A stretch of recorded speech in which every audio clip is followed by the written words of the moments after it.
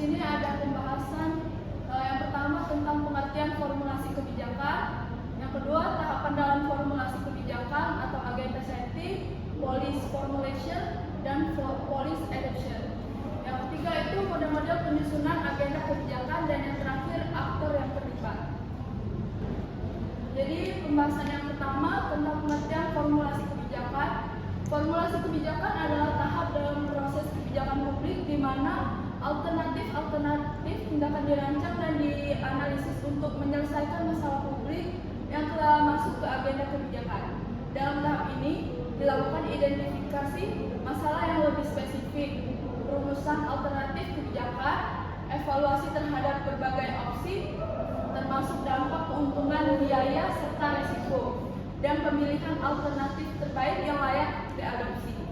Formulasi kebijakan bukan hanya proses teknis, tetapi juga proses politis karena melibatkan pertimbangan keseimbangan kepentingan, legitimasi politik, dan dinamika partisipasi aktor. Keberhasilan dalam formulasi kebijakan sangat menentukan efektivitas implementasi dan kualitas hasil kebijakan publik. Yang kedua itu ada tahapan dalam formulasi kebijakan. Yang pertama ada agenda setting. Agenda setting menentukan masalah publik yang layak dibahas dan dipengaruhi media, opini publik, serta kepentingan politik. Yang kedua ada policy formulation, yaitu merumuskan alternatif kebijakan, menganalisis kelebihan kekurangan, dan memilih opsi terbaik. Yang terakhir ada policy adoption.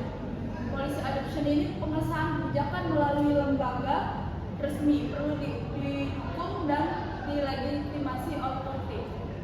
Dan yang ketiga itu ada model-model penyusunan agenda kegiatan. Yang pertama ada multiple streams atau kingdom, yaitu agenda muncul saat masalah, solusi, dan politik bertemu atau policy window.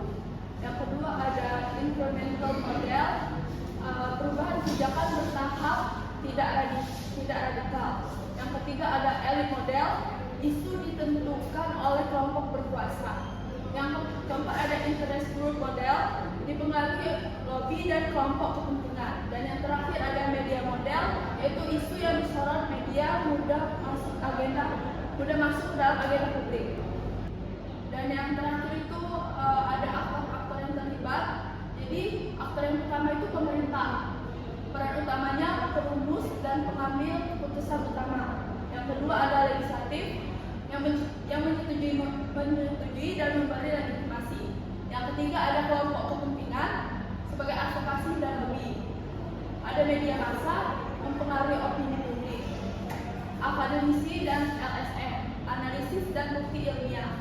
Masyarakat sipil, peran utamanya aspirasi dan kontrol publik. Dan yang terakhir ada aktor internasional, peran utamanya sebagai pengaruh global dan bantuan teknis. Kesimpulan yang terakhir, formulasi kebijakan publik adalah tahap penting dalam menentukan arah penyelesaian masalah masyarakat.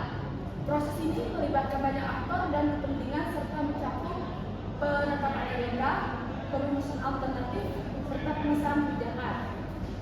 Keberhasilan formulasi sangat bergantung pada kerjasama antara aktor, dukungan politik, serta data dan analisis yang kuat. Formulasi yang baik menghasilkan kebijakan yang efektif, realistis, dan sesuai dengan kebutuhan masyarakat. Dan selanjutnya ada sumber yang saya peroleh dari materi yang saya sekian hasil dari tugas kebijakan publik yang telah saya buat. Lebih dan kurang terima kasih.